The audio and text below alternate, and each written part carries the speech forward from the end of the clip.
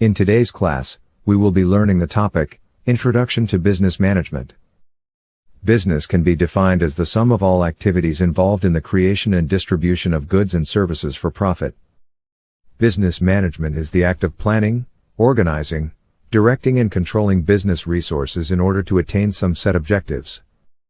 Resources of business.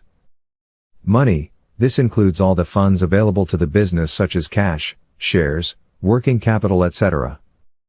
Materials. This includes tools, machinery, equipment and raw materials required to operate the business.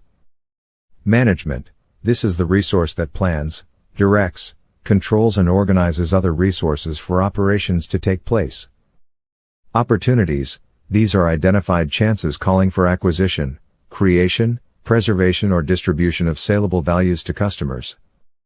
Objectives of business.